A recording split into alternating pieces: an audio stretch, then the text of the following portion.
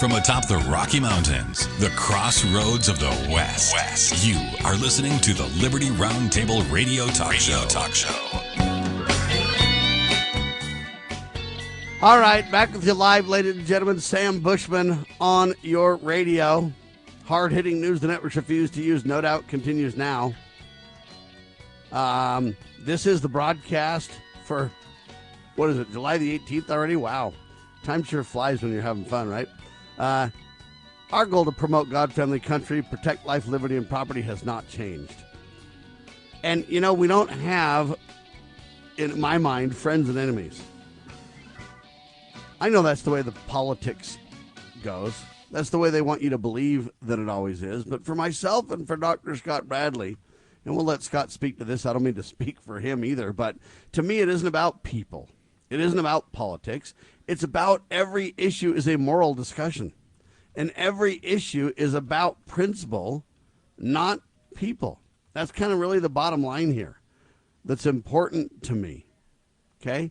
And so we need to really kind of think through those lenses when we discuss a lot of these things. Now, the sad part is, I've mentioned before this headline and video that I did, Sam Bushman, will Trump become the war president? I pray the answer is no, but predict the answer is yes. Well, now there's so much going on because Donald Trump said he would end the Ukraine war in 24 hours. Of course, that never got done. Trump now, and here's some headlines, Dr. Bradley, that I want you to respond to and see how this related to your webinar last night. Trump has ordered nearly as many airstrikes as Biden in much less time. Donald Trump entered his current term in the White House having ambitions, at least he claimed, to being a, quote, peacemaker president and to avoid and get out of these drawn-out conflicts. Yet within Donald Trump's first 6 months, The Independent now reports that Trump's administration has launched at least 529 airstrikes across Africa, the Middle East, and Central Asia, nearly matching the 550 that Joe Biden did in 4 years. The U.S. military is moving faster, hitting harder, and doing so with fewer restraints, they claim. And they say there's already, this group called Watchdog Air Wars. It's a group that watches this stuff. They say at least 220 civilian deaths in Yemen are directly related to Donald Trump's strikes. And now Trump says, hey, let's take Gaza and make it the freedom zone. This isn't going to go well. Then there's now a conversation that took place between Zelensky and Donald Trump on July the 4th. And Donald said, hey, if we give you guys the weapons, do you think you could strike deep into the heart of Russia? Yeah. And basically the answer was, oh, yeah, we could totally. Give us the weapons. Let's do it. All I can tell you is he's turning into the war president, even though the American people don't see it because of the manipulations and the dereliction in duty regarding the media. Dr. Bradley, this is serious. Everything you bring out, in my opinion, is basically we ought to have another impeachment. I mean, this people say, oh, come on, look at all the good stuff he's doing. Look at all the stuff he is absolutely blowing to pieces. You look at Woodrow Wilson. He kept us out of the war, but he'd been working behind the scenes the whole time to get us into World War I. And that was exactly what he carried out. And the fact of the matter is that there's no creative power within the United States presidency. They can't create law. They can't start wars. Well, he's starting a lot of them, but they can't do it constitutionally. But the fact of the matter is that all of these things are on the way beyond the fringe edge of what a president can do constitutionally. And the fact of the matter is, people say, oh, well, some War Powers Act that Congress passed gives him authorization to do this. Bravo, Sierra. You cannot redelegate authority that's constitutionally delegated to a given body, the legislature, for example. They can't redelegate it to a Trump. They can't redelegate it through a treaty. And these wars, all of these, I mean, was Pearl Harbor an act of war? Darn right it was. Well, it was just an air attack. Well, that's just what we did on Iran. There was no imminent threat. There was none of this stuff went through proper procedures. And yes, indeed, this is really impeachable stuff. Read the 69th Federalist paper if you don't understand how limited the president's war-making powers are unless and until declared by Congress. And this is absolutely absurd what's happening. And it's not just the airstrikes that he sends out. I mean, all of these things, virtually all, are religious wars that we're participating in. We have no right nor authority nor reason to be involved in them. They're as old as humanity in many instances. And if you order an attack, who has blood on their hands? Well, and we don't have any religious component to it. We just have a war like mentality to it. We love the war. We love the fight. We love the dominance. We love the military-industrial complex. We love the money. We love the fame, the fortune, the spoils. Oil and everything else. We love all that, but we're not involved religiously. We're just involved from a hostile, out of line, whatever you want to call it, big brother mentality. To them, it's a religious war. To us, it's not, though, at least to our leadership, right? Well, the big bankers correct, and everybody but else that fund this stuff. You say, well, you can't get involved in religious war. Well, we are. I mean, it's in their minds. It's Shiite versus Sunni or whatever, the Israeli versus the Shiite and the Sunni or whatever. But the fact of the matter is, these things, it just doesn't boil down to airstrikes that Trump orders. It boils down to, did we facilitate and provide the weapons and the means to deliver these things? And it's way beyond just, did we fly the airplanes? No. If we gave them the airplanes, or no, if we gave them the intelligence, or no, if we provided the satellite intel. Well, what about the long-range missiles that could strike deep into the heart of Russia? Literally on July the 4th, Donald's talking to Zelensky about that while he pretends he's sitting down for peace, right? And the fact of the matter is, I think Russia and Iran and everybody understands, but they're being the adult in their room, that this is a surrogate war run by the United States at the behest maybe of Israel or maybe of Zelensky or whatever. Without congressional authorization, I might add. Correct. And the Congress has got to grow a backbone on these things. The Congress is remiss in all of this thing, and it's your representatives. It's not just mine or some other ethereal thing. Utah's congressional delegation needs to They're grow all a backbone. in, baby. So does Tennessee's, and so does Kentucky's, and so does New York's. This is a kind of thing where the Congress needs to push back. They have the constitutional authority to rein this in. They could correct, but no, we don't want to be responsible. I voted for the war before I voted against it. I mean, you remember that old argument about that. We're going to take $400 million out and promote AIDS prevention or whatever, right? And so the list goes on and on. I bring this all up because I had some discussions about this. And I think one of my guests called, or maybe I called, Netanyahu, Benjamin Netanyahu, like a war criminal. And some people rioted and said, hey, you know what? You can't say that kind of stuff. So we got to kind of ask ourselves, it all depends on how you define a war criminal.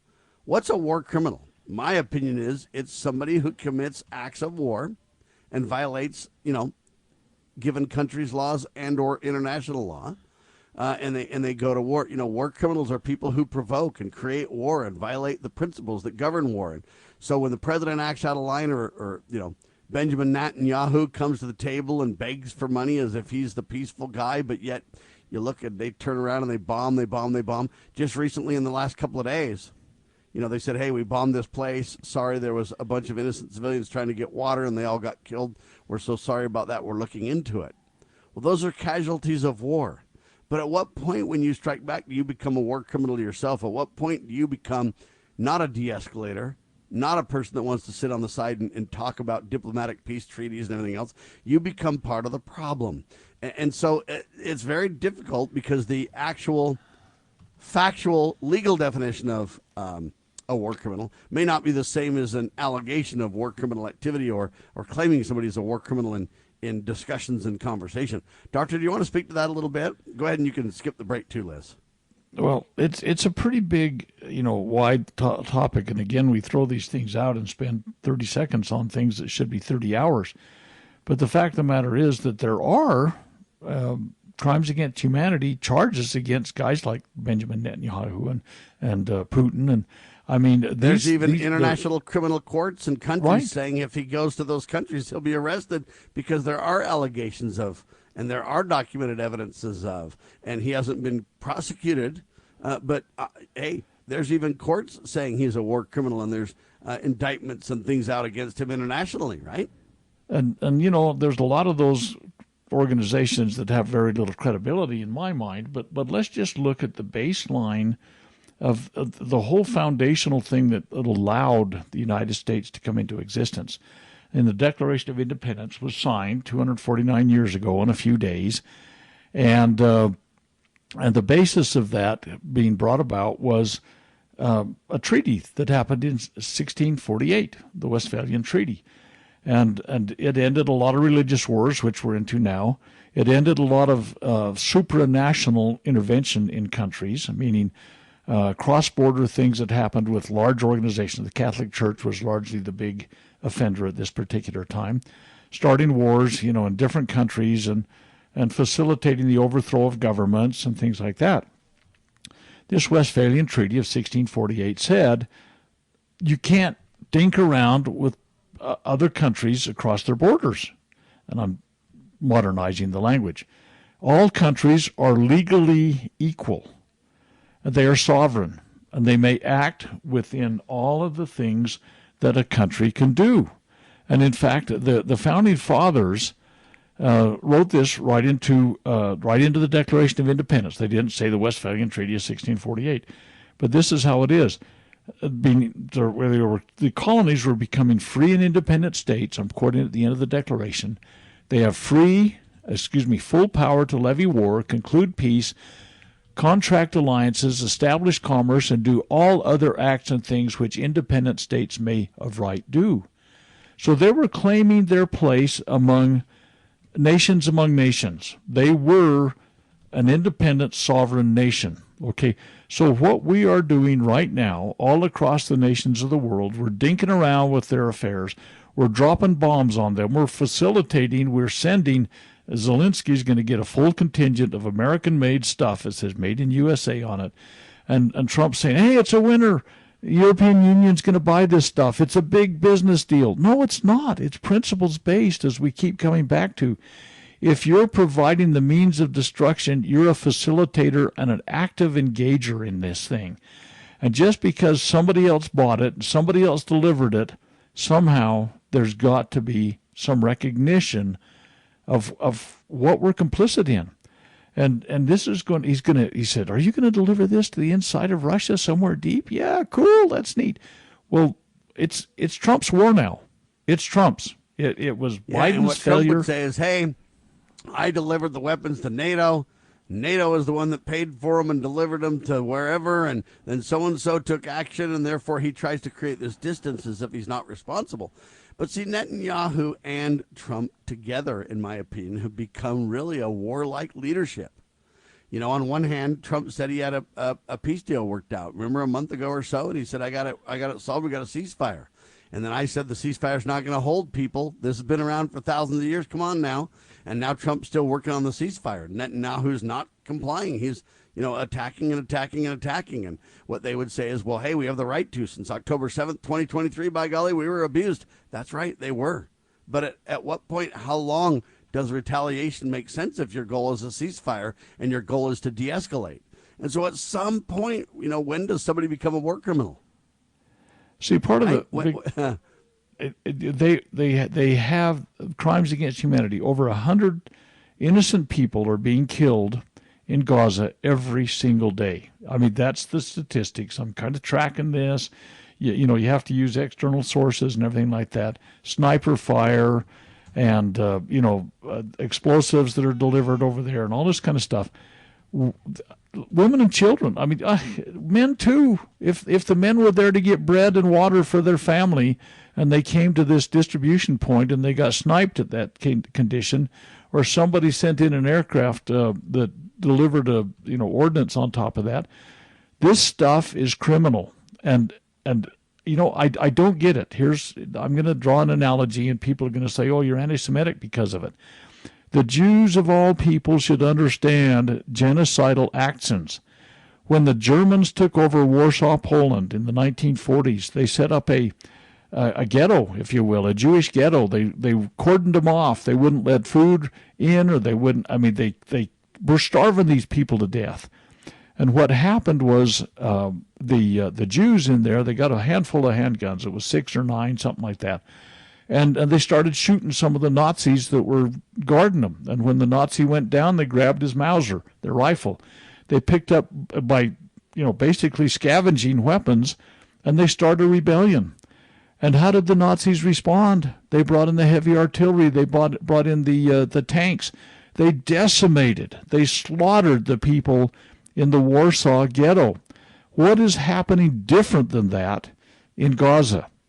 And the people sorely put upon? Are they starving to death? Yes. There's malnutrition. Can they get enough water? No. Do they have power? No. Do they have adequate medical supplies and caring? No, they do not. It's a orders of magnitude bigger problem in Gaza right now than it was in the Warsaw ghetto. Horrific as either or both of them are. And the fact that it's being carried out by a people that ostensibly were so put upon in World War II that everybody responded and said, "Oh, we've got to take care of these guys." Now what are they doing? They're doing exactly what happened, and all of the horrific actions that took place, and orders of magnitude more. Now they're talking about, they're not going to call it a concentration camp, they're calling it a camp. A tent city that's going to be set up on the southern end of the Gaza Strip, an eternal concentration camp is all I can say. I don't know exactly how it's going to be. Are they going to have open trenches and ditches for sewage? And what's the conditions? They're people that are incarcerated, imprisoned, and Trump and Netanyahu are talking about making it, the Riviera of the Mediterranean or whatever. And it's going to be a rich and famous kind of thing of debauchery, probably. But the fact of the matter is... Let me throw in a couple of statistics to the point you made. The headlines that I've been able to research, and that I researched ChatGPT and several other things that put together graphs and everything else. Here's what it says. There's no single definitive daily number. However, recent data indicates 50 to 100 plus fatalities per day, including a high number of civilians and children. Okay, so if Gaza or Hamas or whoever, they're the bad guys, how do you get 50 to 100 people dying every day? Now listen carefully. The Gaza Health Ministry reports over 58,600 total deaths since October 2023. So, you can back that math out and you can say, well, we don't believe the Ministry of Gaza Health Ministry or whatever else. My point is, all research backs up the general numbers you state. We don't have hard numbers, but 58,000 since then, it's hard to kind of put that per day, right? How many days were since October 7th, 2023, right? Absolutely. Here's the deal. How many days it's do we hard. have? 500, do you think? Probably, but you do the math, and how many per day is that? You're right. But the fog of war is the statistics. We don't even know for sure how many people got killed in World War II at this point. 58,000 divided by 500 days, and I know the math isn't accurate, but it's as close as I can get, right? Quickly. It's 116. So just so you know, every documented reality points to about the number that Dr. Bradley gave. And if really Gaza's the bad guys, are they killing themselves, or is somebody else doing the deed? So the problem is, at what point do these people become war criminals? What point does Trump become one? Or what point is Netanyahu one? We don't want to be fast lips, loose lips sink ships on this thing. At the same time, you got to call a spade a spade. When you commit crimes against humanity or whatever, do you become a war criminal? And at what point? Right now, the international courts can't even prosecute. Not that I support international courts in the first place, but at some point you go, How do you bring truth to accountability on this thing? I mean, I'm not trying to talk out of turn, but as I look at it, there's just too many innocent dead people on all sides of this thing to make me comfortable. That's for sure. Okay, so you look back at 9/11, 2001.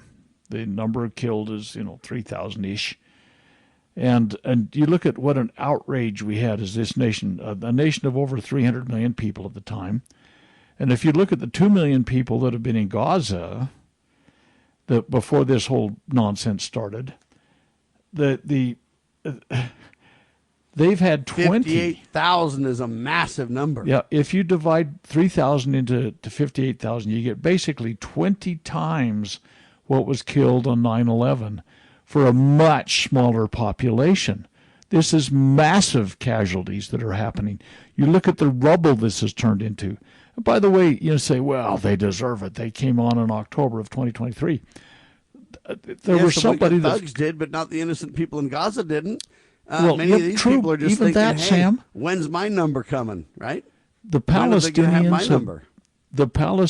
have been under assault from the precursor of the IDF until through now the IDF and everything, through the Palestinian Mandate and the Balfour Decree and the League of Nations and the United Nations and the wars that Israel has started.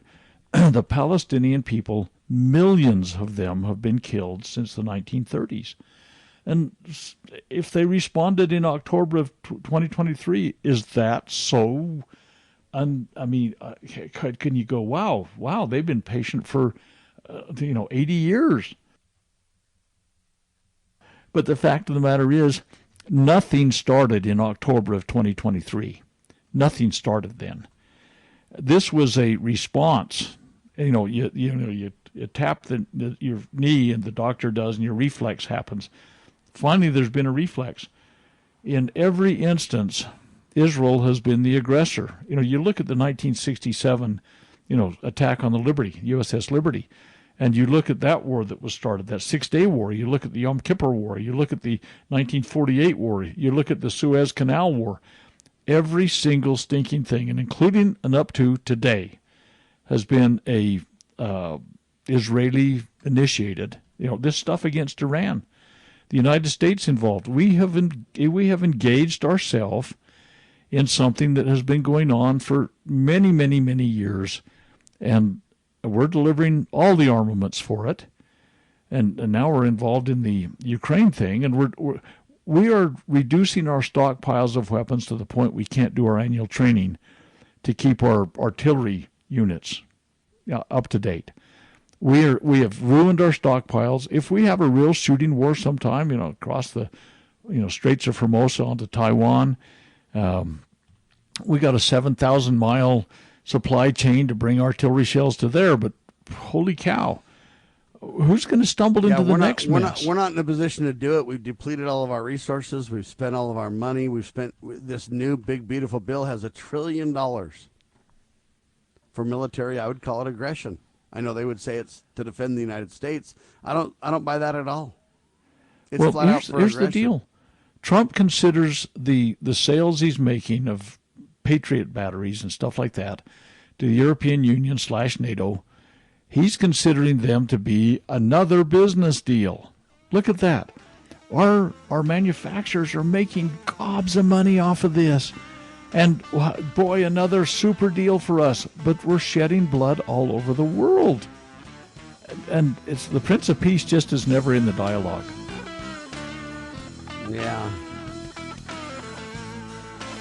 Trump administration has approved a $3 billion arms sale to Israel. Why do we need to do that if they're going to have a ceasefire? Not very smart. Let's talk about that when we get back, Sam. Yeah, we're going to do $3 billion. And I'll tell you what they're going to, it's for and stuff. And I'm wondering if we got a ceasefire on the table. Why do we need that? Not very intelligent. Hang tight. Help me. I'm not the sharpest knife in the drawer. Help me understand it, people. We'll do it in seconds on your radio.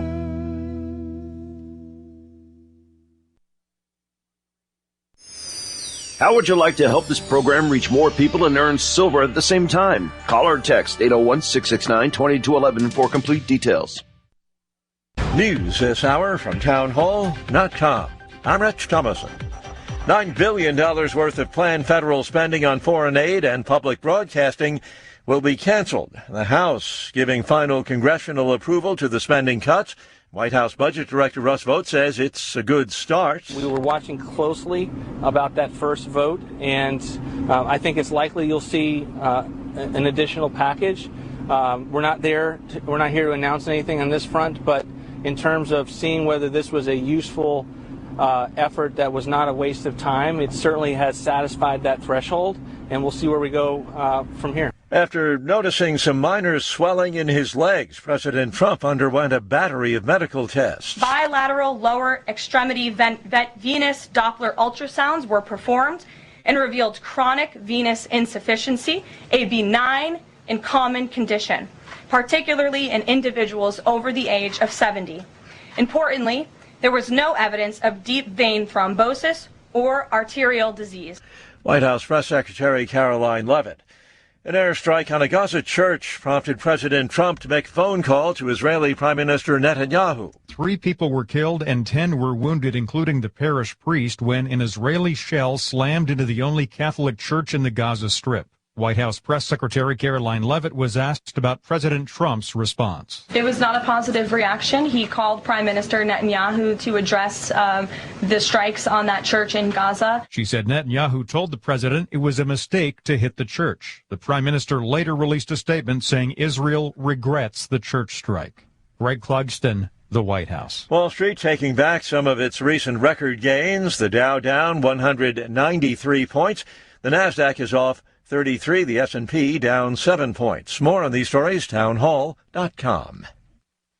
Hi, it's Mike Gallagher. You work hard, you build wisely, your home has become one of your greatest assets. If you're staying put this summer, this might be the perfect time to put that equity to work. Whether it's funding a second home, helping your kids get their start, or simply creating more margin in your financial life, Mike and Brian at Fellowship Home Loans are the only ones I trust to guide you through it. They've done loans for my family. They tailor every loan to fit your goals. Fellowship is a direct lender and operates with your best interest in mind. If you're looking to access your equity through a refi or exploring a HELOC for some cash this summer for a second property, or maybe tackle those updates you've been putting off, start with people you trust, people I trust. Go to fellowshiphomeloans.com/Mike G, fellowshiphomeloans.com/Mike, or call 800-510-MIKE, 800-510-6453. Fellowship Home Loans, mortgage lending by the book. Nationwide Mortgage Bankers, DBA Fellowship Home Loans, Equal Housing Lender, NMLS number 819382.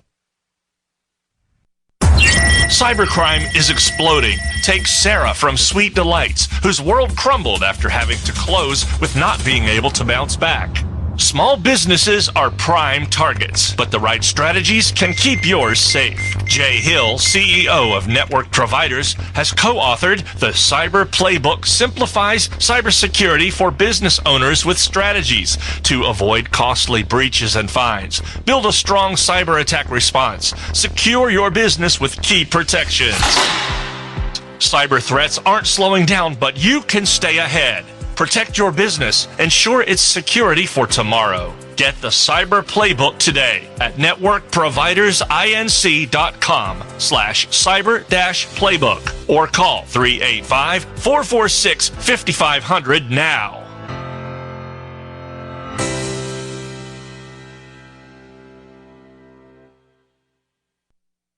This is a battle between truth and deceit. A battle between forces that would enslave this country in darkness and between a media that wants to present you with the truth. We are being censored. America's news outlets no longer provide the truth. 90% of news outlets in the United States are controlled by 6 corporations. The mission of the Epoch Times is to chase the truth, to ground all statements in fact. TheEpochTimes.com. Looking for an IT partner that truly understands your needs? Managed IT Services is the answer. We meet with you regularly to discuss your goals and form a tailored technology plan. Our customers have called us a trusted advisor who delivers. When it comes to IT, we do it all. Firewalls, cloud storage, server migration, and more. Say goodbye to long-term contracts and hello to a team that earns your business month after month. Call 801-706-6980 now and let Managed IT Services transform your IT experience.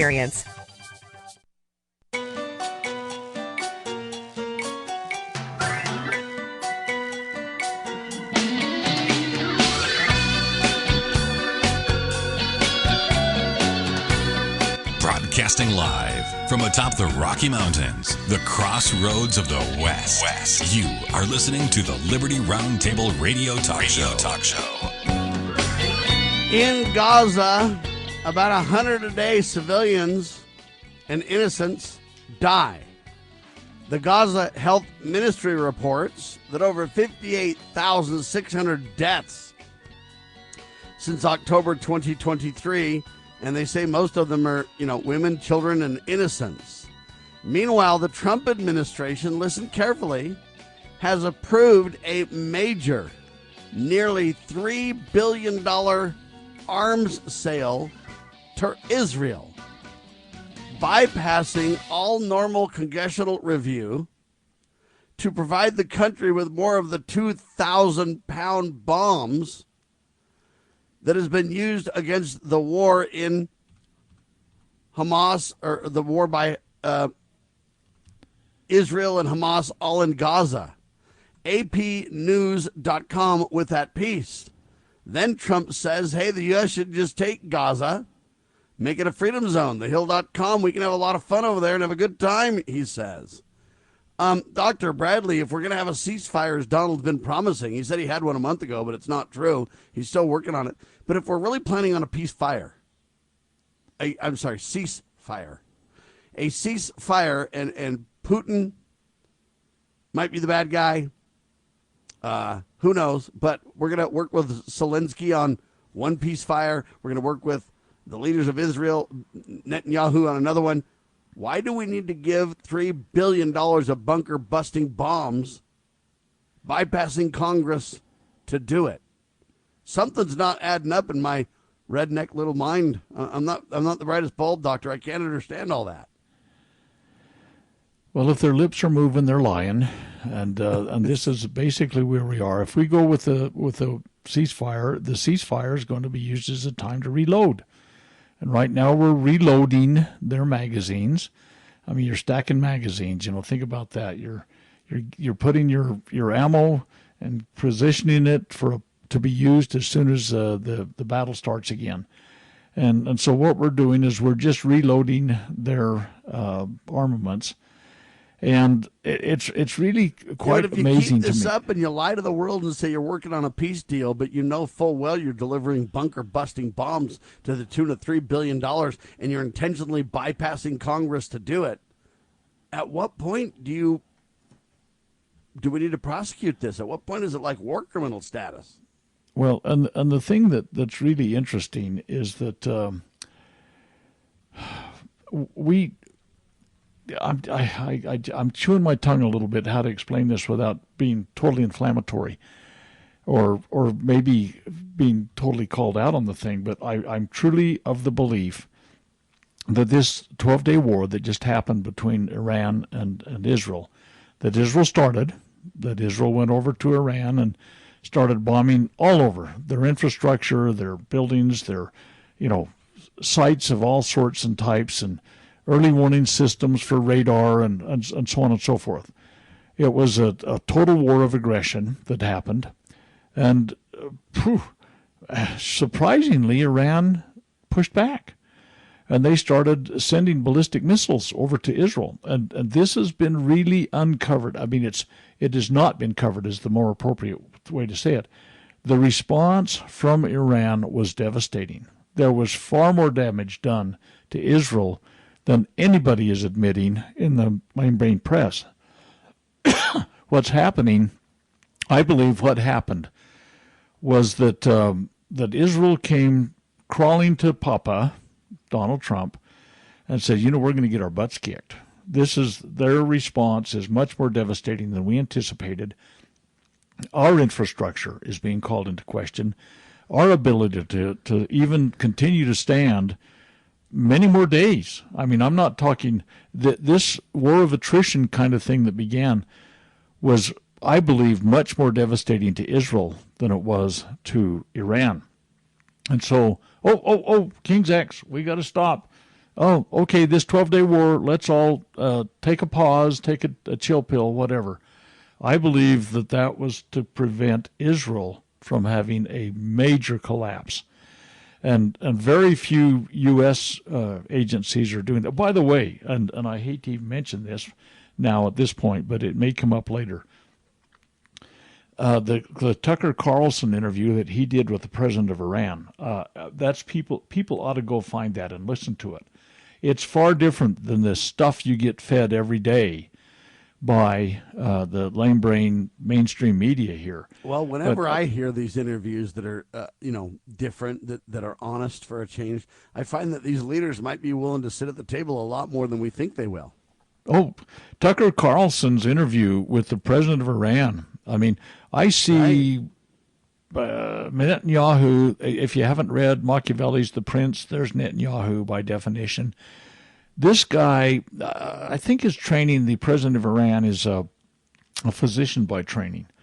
He's, anyway, but go listen to it. It's a little bit distracting to have the translation and everything like that. And people got to, say, hey, this is different language stuff that's going on. And by the way, it's we're okay. not praising these leaders. We're just telling you that it's different when you see real dialogue. You need to understand, we're not promoting this or that or the other. The Putin interview was a breakthrough, in my opinion, and it was an intelligence breakthrough, too, for those that might be listening from the intelligence side of things. But the point, and I surely wish that Tucker had asked some questions that I had on my mind that he didn't ask. But the fact of the matter is that you're getting fed something that's been processed completely by a system that has an agenda. If you listen to most of these mainstream media outlets, if you read USA Today or Wall Street Journal, or your New York Times or LA Times or Wall Street or Washington Times, or if you're in Utah, the Deseret News or the Tribune, you're getting one story, and it's all ferreted down to the point that they've filtered it the way they want it fed to you. They literally propagandize us into becoming a warlike people. Exactly. But the fact of the matter is, I really truly believe that 13-day war ended, well, at least it was, a ceasefire was called, because I think that the response of Iran was far more devastating on Israel than anybody anticipated. And you want to know why? Because Russia is helping Iran. I mean, you heard the Russian leader. It's a former president. The Russian leader came out and said, hey, we used to have to tell you we needed nuclear capabilities in Iran for peace purposes. Now we can blatantly tell you it's to stop these aggressive thugs from attacking us. And the Russian president literally said, we're going to make sure that Iran has nuclear capabilities sooner than later. Now, nobody's taking that person seriously, but I am. He literally said that flat out, Doctor. Here's the deal. We are pushing each other's enemies into other of our enemies. We're facilitating them going into each other's arms. I mean, literally military arms, but, they're embraced by each other. And it's setting up it's setting up this dichotomy that in the whole region there is becoming more and more inflammatory and tinderbox. And if Russia's helping Iran and China's helping Iran and North Korea's helping Russia and the Europeans are helping Ukraine, who's helping America, and we're setting up these polarizations. And the big boys someday may bump into each other in the sandbox. And this is a real high risk. It isn't going to go well, folks. And our we want to stop a bad guy, so we pick a less bad guy that eventually, as we build him up, becomes the big bad guy. And we just see this historically over and over and over. But think about the president of the United States. I don't mean think of Donald. I mean think of the position, the president, and think of the person in that office, okay? And think about the headline. Trump suggests that the U.S. take Gaza. Make it a freedom zone. Now, thehill.com is the one reporting that. Okay, now, I'm not here to debate the validity of the Hill or anything else, but Trump has been saying this kind of stuff. Why should the leader of the free world be making comments like that? What good does that do? We should take Gaza, turn it into a party zone or a free zone or whatever you want to say. Why would we have authority to take it? Where do we get permission or authority in the first place? And, to make statements like that, on one hand, you bypass Congress and send $3 billion worth of big bunker busting bombs to Israel. You have our Congress treat Netanyahu like an absolute rock star.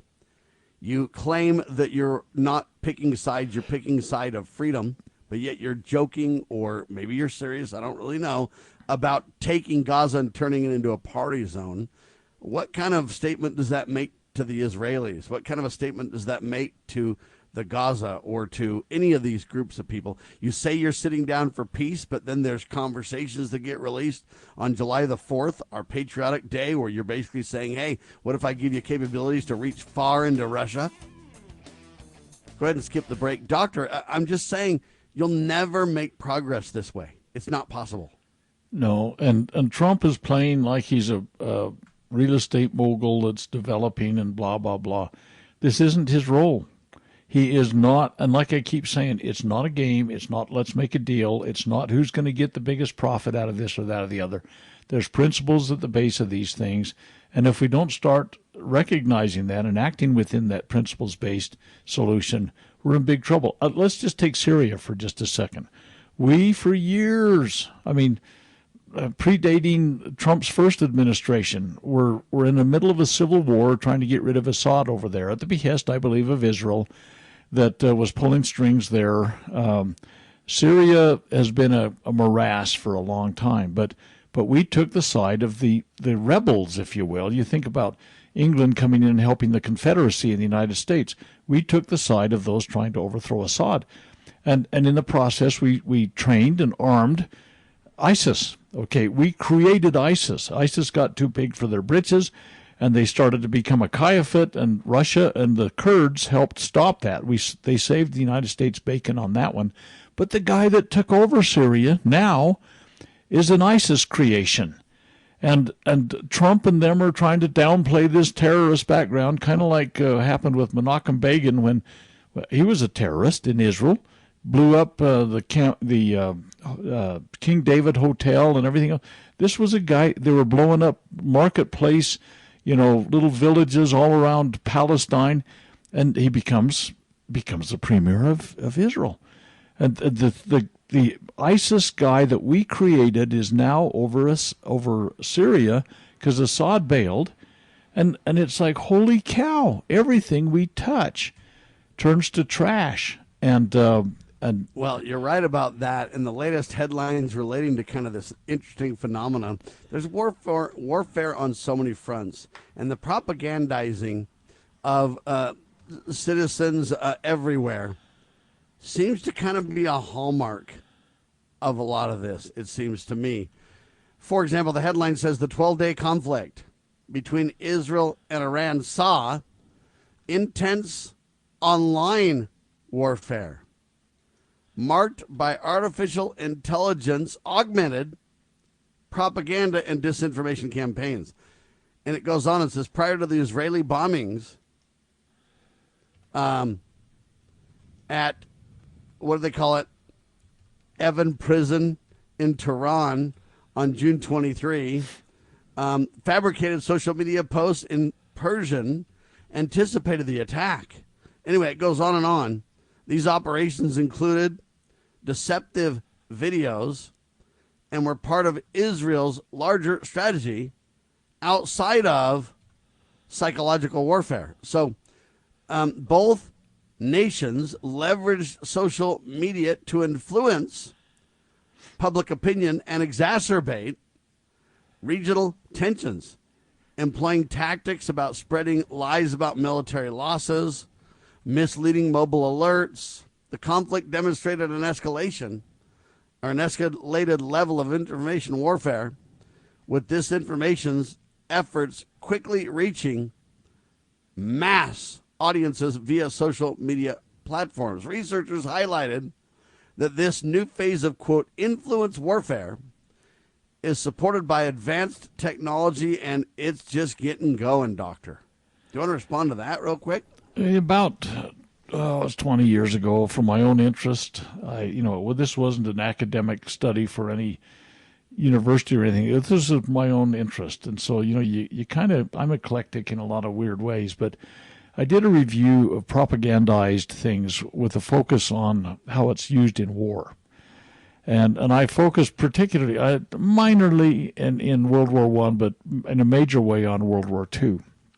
And propagandization that happens in the environment of war. And there is a very concerted effort by very high-level sources to skew the view, to set the agenda of how the nation feels about this or that or the other. You know, the Japanese always, for example, in the political characterizations were, you know, buck teeth, squinty-eyed, vicious, people, killing innocent women and children and all this. The Kraut, the German. There was a propagandization that happened there, and it's done to dehumanize the enemy in a lot of ways. It really truly is kind of interesting that way. But the point of the matter is we have a lot greater sophistication now than we had. You could pick up your local newspaper and see this political cartoon about some Jap or some Kraut that was doing something across the world. And nowadays it's almost universal because they put it into TikTok or into X or into YouTube or whatever. It's nowadays you can't say those words that you just said, Doctor. You can't. Come on what? Now. That's the way they were characterized, man. I know. But see, they dehumanized them. I mean, they put them down below. That's how the propaganda goes. That's what they do. It does. Yeah. And so they facilitate the war. Doesn't matter because they don't separate the innocents and the civilians from the wicked leadership that's causing this literally at all levels of government. I want to switch to a different topic, but I think it's 100% related before the end of the hour. President Trump displayed a draft letter for firing Federal Reserve Chairman Jerome Powell in a meeting with House Republicans, and he asked them if he should proceed. And at first, now Donald Trump is saying, we're not going to remove Powell or whatever. And Republicans are cautioning Donald not to remove Powell and all this other kind of stuff. And so the question becomes, and I'm a self-appointed Trump advisor, so I'm going to provide some advice to President Trump right now. You don't just need to fire Jerome Powell. What you need to do is shut down the Federal Reserve entirely, Doctor. It could be done. Andrew Jackson did it, right? Well, and Andrew Jackson, boy, I wish there was time to tell you that story because it was a masterful stroke by Andy Jackson, and he took back the economy from the banksters. And this thing with Jerome Powell's just what is he, the 16th chair of the Federal Reserve? These guys since 1913 have been devouring. They've been feasting, if you will, on the United States economy, a private consortium for profit that runs our economy. And Jerome Powell is kind of this, I don't know, he's kind of a god. He gets appointed and he lives forever. And they're held in this august position. And the Federal Reserve really is just pillaging and plundering the United States economy. Since 1913, we've lost something over 98% of the purchasing power of the dollar because of the way the Federal Reserve has administered the economy. And it needs to be not just audited and brought forth, but it needs to be completely shut down. And that's what the House Republicans ought to be working on. But, just like back in Andy Jackson's day, the chair of the Fed, if you use this terminology, Nicholas Biddle was his name. To wrench the economic power from his consortium, he threw a tantrum that caused a real shudder to go through the economy. I don't think that anybody has the backbone, I'll use that term, in the Congress or in the President administration to be able to say it's time to take back our own economy. I don't think that any one of them want to take the hit on that. So I don't think it's going to go anywhere, sad to say.